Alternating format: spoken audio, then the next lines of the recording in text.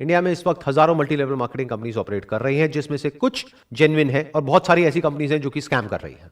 In fact पास में भी ऐसी बहुत सारी कंपनीज हैं जिन्होंने पब्लिक के साथ में बहुत बड़ा स्कैम किया। उसके बाद में या तो वो कंपनीज बंद हो गई या उनके जो ओनर्स थे उन्होंने सारा पैसा इकट्ठा किया पब्लिक का और वो भाग गए। और जब इस तरह के स्कैम्स बहुत ज्यादा बढ़ गए हमारी कंट्री में, तो गवर्नमेंट ऑफ इंडिया ने एक बहुत ही अच्छा स्टेप उठाया पब्लिक वेलफेयर के लिए। Consumer protection direct selling rules को इंट्रोड्यूस किया। और अच्छी बात यह है कि ये सारे रूल्स हिंदी में भी लिखे हुए हैं और इंग्लिश में भी लिखे हुए हैं, जिससे कि कोई भी इंसान इसको अच्छे से पढ़ सके और समझ सके। इसका लिंक मेरी इस वीडियो के नीचे डिस्क्रिप्शन में है। इससे पहले कि मैं बात करूं कि ये रूल्स क्या है, हमको ये समझना बहुत जरूरी है कि जो डायरेक्ट सेलिंग इंडस्ट्री है इसकी शुरुआत कैसे हुई थी और उसके पीछे का लॉजिक क्या था। तो जब इस इंडस्ट्री की शुरुआत हुई थी तो उसका लॉजिक बड़ा सिंपल सा था कि आपने एक प्रोडक्ट खरीदा, अगर वो प्रोडक्ट आपको पसंद आया एज कंज्यूमर, तो आपने आगे अपने फ्रेंड्स को और रिलेटिव्स को रिकमेंड किया। जब रिकमेंड किया तो उस कंपनी को प्रॉफिट हुआ, तो उस प्रॉफिट में से कुछ परसेंटेज उस कंपनी ने उस इंसान को दिया जिसने उस प्रोडक्ट को रिकमेंड किया। अगर इसी तरह से इस बिजनेस को एक्चुअल में किया जाए तो इसमें कुछ भी गलत नहीं है। लेकिन अगर एक कंपनी के जो डायरेक्ट सेलर्स हैं वो उस कंपनी के प्रोडक्ट के बारे में तो कोई बात ही नहीं कर रहे हैं, वो बात कर रहे हैं किसी ऐसे प्रोडक्ट के बारे में जिसका उस कंपनी के प्रोडक्ट से दूर दूर तक कोई कनेक्शन नहीं है। फॉर एग्जाम्पल, वो कंपनी बेच रही है साबुन, तेल, शैंपू, और वहां पर बात करी जा रही है मर्सिडीज की, BMW की, और उस कंपनी को आगे से आगे जो लोग ज्वाइन कर रहे हैं उनके ज्वाइन करने का मकसद उस कंपनी के प्रोडक्ट्स या सर्विसेज नहीं है, बल्कि पैसा कमाना है। यहां तक कि उनको प्रोडक्ट से कोई लेना देना ही नहीं है। तो ये एक कंप्लीट स्कैम है जिसको गवर्नमेंट ने पूरी तरह से बैन किया हुआ है। और इस स्ट्रक्चर में कुछ लोगों का तो फायदा होता है, बाकी लाखों लोगों के पैसे डूब जाते हैं। मैं आपको एक रियल लाइफ एग्जांपल देता हूं, उससे आप ज्यादा अच्छे से समझ पाएंगे।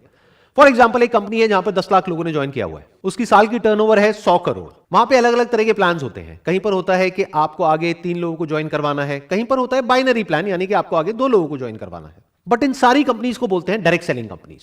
तो ये जो डायरेक्ट सेलिंग कंपनीज होती हैं, ये अपने डायरेक्ट सेलिंग नेटवर्क में 30 से 50% के बीच में पैसा डिस्ट्रीब्यूट करती है। एवरेज हम कह सकते हैं 40%। 100 करोड़ में से 40 करोड़ रुपए चला गया इस कंपनी के डिस्ट्रीब्यूशन नेटवर्क में।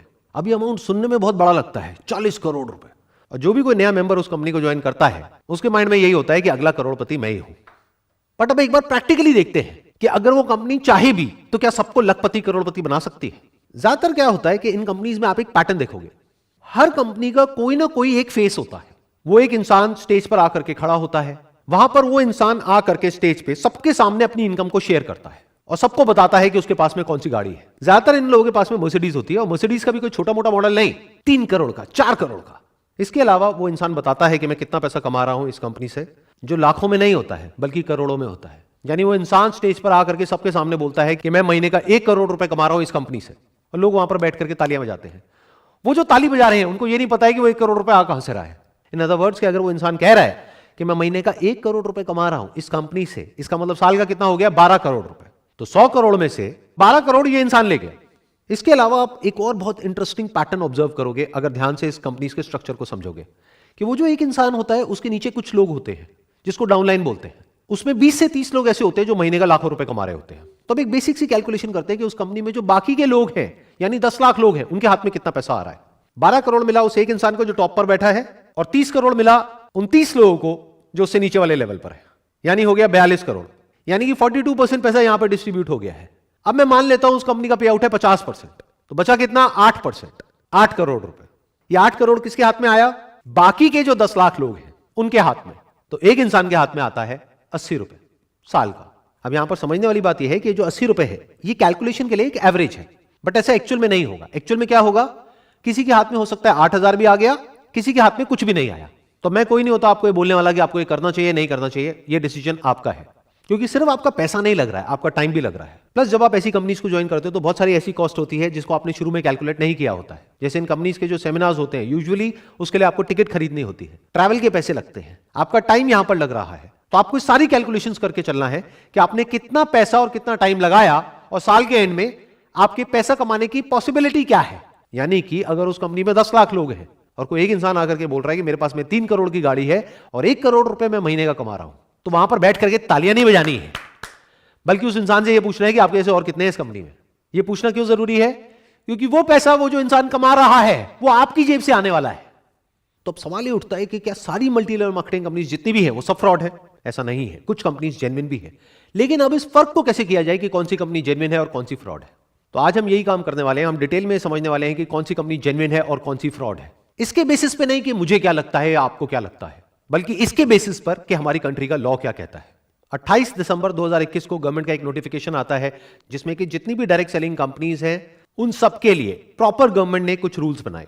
मैंने डिटेल में इन सारे रूल्स को स्टडी किया और इसमें से कुछ इंपॉर्टेंट पॉइंट्स को हाईलाइट किया हुआ है जो हम सबके लिए एज कंज्यूमर समझना बहुत इंपॉर्टेंट है। इसमें कहा जा रहा है, no direct selling entity shall adopt any unfair trade practice in the course of its business or otherwise and shall abide by the requirements specified in any law for the time being in force. In other words, वो company जो भी आपको commit कर रही है अपने products या services को सेल करने से पहले या उस कंपनी को ज्वाइन करने से पहले, उसके बाद में उस कंपनी को उन सारे कमिटमेंट्स को पूरा करना ही पड़ेगा। अपनी एडवर्टाइजिंग के थ्रू या अपने डायरेक्ट सेलर नेटवर्क के थ्रू या किसी भी तरीके से वो कंपनी कोई भी किसी भी तरह का गलत कमिटमेंट करके आपको ज्वाइन नहीं करवा सकती है। अगर ऐसा वो कंपनी कर रही है तो इन रूल्स के अकॉर्डिंग वो बिल्कुल गलत है। अगेन एक बहुत इंपॉर्टेंट पॉइंट है यहां पर, every direct selling entity shall ensure that the advertisements for marketing of goods or services are consistent with the actual characteristics, access and usage conditions of such goods and services. इसका मतलब यह है कि वो जो डायरेक्ट सेलिंग कंपनी है या जो उसका नेटवर्क है डायरेक्ट सेलर्स का, उसमें से कोई भी ऐसा कोई भी एडवर्टीजमेंट नहीं दे सकते हैं कहीं पर भी जहां पर कि उस प्रोडक्ट को, उस सर्विस को या उस कंपनी का जो भी प्लान है उसको बहुत बढ़ा चढ़ा करके दिखाया जा रहा है कि वो है कुछ और उसको कुछ और ही दिखाया जा रहा है। अगर मैं इसका एक प्रैक्टिकल एग्जांपल आपको दूं तो आपने नोट किया होगा कि फेसबुक पर, इंस्टाग्राम पर, यूट्यूब पर ऐसी बहुत सारी एड्स आती हैं जहां पे किसी एक पर्टिकुलर सेगमेंट को टारगेट किया जाता है। जैसे कि अगर आप एक हाउसवाइफ हैं और घर बैठे बैठे लाखों रुपए कमाना चाहते हैं तो हमको कॉन्टैक्ट करिए। तो इस तरह की एडवर्टाइजिंग अगर कोई कंपनी कर रही है तो वो एक स्कैम है। अब ये एक पॉइंट है जो बहुत इंपॉर्टेंट है समझने के लिए। A direct selling entity which explicitly और इम्प्लिसिटली, मतलब कि डायरेक्टली या indirectly, vouches for the authenticity of the goods और services sold or guarantees that such goods or services are authentic shall bear the liability in any action related to the authenticity of such goods or services. मतलब कोई भी direct selling company या उसके साथ में जो भी लोग जुड़े हुए हैं वो ऐसी कोई भी गारंटी नहीं दे सकते हैं या कोई भी ऐसा क्लेम नहीं कर सकते हैं जिसको बाद में वो पूरा ना कर सके। फॉर एग्जाम्पल, वो कंपनी आपको ये कह रही है कि अगर आपने हमारी कंपनी को ज्वाइन किया और आप यहां से लाखों रुपए नहीं कमा सके तो आपके पैसे वापस हो जाएंगे, तो उस कंपनी को वो पैसे वापस करने ही पड़ेंगे। और यहां पर जो दो बहुत इंपॉर्टेंट वर्ड्स हैं वो हैं एक्सप्लिसिटली और इम्प्लिसिटली, मतलब कि या तो डायरेक्टली आपने गारंटी दी है या इनडायरेक्टली दी है, तब भी आप उस गारंटी को पूरी करने के लिए लायबल है। फॉर एग्जांपल, अगर कोई कंपनी आपको ये कहती है कि हमारा ये प्रोडक्ट है, ये सर्विस है, इसको आप परचेज करो, इसको परचेज करने के बाद में आपकी जो इनकम है वो 10 गुना बढ़ जाएगी, तो अगर वो 10 गुना नहीं बढ़ती है तो उस कंपनी ने जो भी क्लेम्स करे हैं उस सबको पूरा करने के लिए वो कंपनी लायबल है। इसमें बिल्कुल क्लियरली लिखा हुआ है that every direct selling entity and every direct seller shall ensure that the terms of the offer are clear so as to enable the consumer to know the exact nature of offer being made and the commitment involved in placing any order. मतलब usually ऐसी companies में क्या होता है, ये आपके लिए एक तरीके का एक फनल बना देते हैं। यानी कि जब आप इन कंपनीज को ज्वाइन करते हो तो आपको कहा जाता है कि आपको सिर्फ 500 रुपए देना है या 1000 रुपए देना है। फिर वो 1000 रुपए देने के बाद में आपको पता लगता है कि आपको 5000 और देना है। फिर उसके बाद में आपको पता लगता है कि अब अगर अपने बिजनेस को आपको बढ़ाना है, आपको कमीशन चाहिए, तो आपको 5000 नहीं देना है, अब आपको 30000 देना है। एक तरह का एक ट्रैप बना दिया जाता है जहां पर आप अंदर जाकर के फंसते ही चले जाते हो। तो जो एक्चुअल इन्वेस्टमेंट होती है उस बिजनेस में वो उससे बहुत ज्यादा होती है जितनी की शुरू में दिख रही होती है या दिखाई जाती है। यह करना गलत है इन रूल्स के अकॉर्डिंग। आपको बिल्कुल क्लियर तरीके से उस इंसान को बताना है ज्वाइन करने से पहले, यानी उससे 1 रुपए भी लेने से पहले, कि इस स्टेज पर इतना इतना पैसा लगने वाला है। जैसे बहुत सारी कंपनीज ऐसी होती हैं जहां पर के ज्वाइन करने के बाद में अगर उन कंपनीज को आप कहोगे कि हमको डेटा चाहिए, जिस डेटा को हम कॉल कर सके और जिनको ये प्रोडक्ट और सर्विस बेच सके, तो उस डेटा के भी वो कंपनी आपसे पैसे लेगी। यानी वो कंपनी आपको बोलेगी कि एक लीड का आपको 40 रुपए या 50 रुपए देना है, तो अगर आपको 100 लीड चाहिए तो आपको 5000 रुपए देना है एक महीने का। साल का कितना हो गया? 60,000 रुपए। आप सोच के आए थे उस कंपनी में कि 10-20 हजार रुपए में मेरा काम शुरू हो जाएगा। साल के एंड में जब आप कैलकुलेट कर रहे हो तो आप देख रहे हो कि मेरा 20,000 रुपए नहीं लगा है, यहां पे 2 लाख रुपए लग गया है। तो यहां पे ये कहा जा रहा है कि ये सब कुछ आपको उस इंसान को ज्वाइन करने के बाद नहीं बताना है, पहले से बताना है। इसमें एक बहुत इंपॉर्टेंट क्लॉज है जिसको बहुत सारी कंपनीज वायलेट कर रही हैं खुलेआम। मतलब कि ऐसे बहुत सारे डायरेक्ट सेलर्स हैं या डायरेक्ट सेलिंग कंपनीज हैं जो बोलती हैं कि हमारी अनकंडीशनल मनी बैक गारंटी है, और बाद में जब आप उस कंपनी के साथ में एग्रीमेंट साइन करते हो तो वहां पर बहुत सारी कंडीशंस होती हैं। तो इसका मतलब क्या हुआ? कहा कि जो मनी बैक गारंटी है वो अनकंडीशनल है, जबकि एक्चुअल में जब एग्रीमेंट की बारी आई तो वहां पर बहुत सारी कंडीशंस है कि पहले आपको ये करना पड़ेगा, फिर ये करना पड़ेगा, फिर ये करना पड़ेगा, फिर ये करना पड़ेगा, तब जाकर के आपके पैसे आपको वापस होंगे। ये गलत है, ऐसा आप नहीं कर सकते हो। इस क्लॉज को ध्यान से समझना, ये बहुत इंपॉर्टेंट है। अ डायरेक्ट सेलिंग एंटिटी और direct seller shall not refuse to take back spurious goods और deficient services and refund the consideration paid for goods and services provided. मतलब यहां पे क्या कहा जा रहा है कि अगर आपने एक एमएलएम कंपनी को ज्वाइन किया और उसके जो गुड्स हैं और सर्विसेज हैं उससे आप सेटिस्फाइड नहीं है, तो उस कंपनी को आपको आपका पैसा रिफंड करना ही होगा। और यही सबसे बड़ा फर्क है एक जेन्युइन डायरेक्ट सेलिंग कंपनी में और एक फेक डायरेक्ट सेलिंग कंपनी में। जिस कंपनी को अपने प्रोडक्ट्स और सर्विसेज पे कॉन्फिडेंस होगा, उनकी जो मनी बैक गारंटी है वो अनकंडीशनल होगी। यानी कि वो कंपनी आपको ये नहीं बोलेगी कि आपने हमसे प्रोडक्ट खरीदा, सर्विस खरीदा, अब अगर आपको अपना पैसा वापस चाहिए तो आगे आपको इतने लोगों को और लेकर के आना पड़ेगा, तब आपको आपका पैसा वापस मिलेगा। अगर कोई कंपनी ऐसा बोल रही है तो वो एक स्कैम है। और यही बात जो मैंने अभी बोली है, ये आगे एक और क्लॉज में क्लियरली मेंशन्ड है।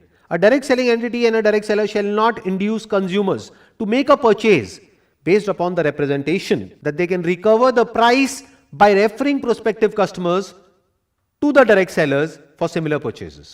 In simple words, यहां पर क्या कहा जा रहा है कि आपके ऊपर किसी भी तरह का कोई भी प्रेशर नहीं होना चाहिए उस कंपनी के प्रोडक्ट्स या सर्विसेज को सेल करने के लिए या आगे किसी को मेंबर बनाने के लिए। अगर आप उस कंपनी के प्रोडक्ट्स से, सर्विसेज से पूरी तरह से सेटिस्फाइड हो, तभी आपको रिकमेंड करना है आगे और लोगों को उस कंपनी को ज्वाइन करने के लिए। अगर ऐसा एक्चुअल में हो रहा है तो वो कंपनी जेन्युइन है, लेकिन अगर ऐसा नहीं हो रहा है तो वो एक स्कैम है। और ये सब तो वो है जो रूल्स में क्लियरली लिखा हुआ है कि ये करना गलत है। इसके अलावा ऐसी बहुत सारी चीजें हैं जो बहुत सारी एमएलएम कंपनीज में होती है, जो हो सकता है लीगली सही है लेकिन एथिकली बिल्कुल गलत है। मतलब कि अगर कोई भी डायरेक्ट सेलिंग कंपनी है जिसका एक डायरेक्ट सेलर्स का नेटवर्क है, तो स्ट्रक्चर में सारे लोगों को सिर्फ तब बेनिफिट हो सकता है जब जो प्रोडक्ट है और सर्विस है उसकी अपने आप में इतनी वर्थ है कि अगर एक इंसान वहां से 1 रुपए भी ना कमाए तब भी उसको किसी तरह का कोई रिग्रेट ना हो कि मैंने इस कंपनी को ज्वाइन किया। मतलब कि हो सकता है जो गवर्नमेंट के रूल्स हैं डायरेक्ट सेलिंग इंडस्ट्री के लिए, वहां पर यह नहीं लिखा है कि उस कंपनी के जो प्रोडक्ट्स हैं और सर्विसेज हैं उसका प्राइस पॉइंट क्या होना चाहिए, लेकिन ये आपको देखना है उस कंपनी को ज्वाइन करने से पहले। फॉर एग्जांपल, वो कंपनी आपको साबुन का डब्बा बेच रही है 500 रुपए का, जिसके जैसा सेम प्रोडक्ट आपको मार्केट में मिल रहा है 50 रुपए का। तो अगर वहां पर आपको कोई कमीशन ना मिले, कोई इंसेंटिव ना मिले, कोई पैसे की बड़ी बड़ी बातें ना हो, कोई मर्सिडीज की बातें ना हो, BMW की बातें ना हो, तब भी क्या आप वो प्रोडक्ट खरीदोगे? अगर तो जवाब है हां, तो वो कंपनी बहुत बढ़िया है। लेकिन अगर जवाब है ना, तो ये बिजनेस फंडामेंटली फ्लॉड है। क्योंकि ये जो बात अब मैं बोलने वाला हूं, इसको ध्यान से समझिएगा, ये सिर्फ डायरेक्ट सेलिंग बिजनेस पर अप्लाई नहीं होता है, बल्कि किसी भी बिजनेस पे अप्लाई होता है। अगर उस बिजनेस में रिपीट बिजनेस नहीं आ रहा है, वर्ड ऑफ माउथ स्ट्रांग नहीं है, तो बिजनेस आज नहीं तो कल फेल होना ही होना है। Word of mouth, not of the money that a person can earn from that particular company, but word of mouth of the products and services offered by that particular company. Word of mouth इस चीज का नहीं कि उस company से लोग कितना पैसा कमा रहे हैं, बल्कि इस चीज का कि उसके प्रोडक्ट्स और सर्विसेज कितने अच्छे हैं। अगर एक्चुअल में उस कंपनी के प्रोडक्ट्स और सर्विसेज अच्छे हैं, कॉम्पिटिटिवली प्राइस्ड हैं, और अगर आप खुद अपने घर में उन प्रोडक्ट्स को बार बार यूज कर सकते हो, तो ये बिजनेस लॉन्ग टर्म में सक्सेसफुल हो सकता है। लेकिन अगर उस कंपनी के जो प्रोडक्ट्स हैं और सर्विसेज हैं उसमें दम नहीं है, तो बिजनेस ने आज नहीं तो कल फेल होना ही होना है। और यही सबसे बड़ा फर्क है एक जेन्युइन कंपनी में और स्कैम में।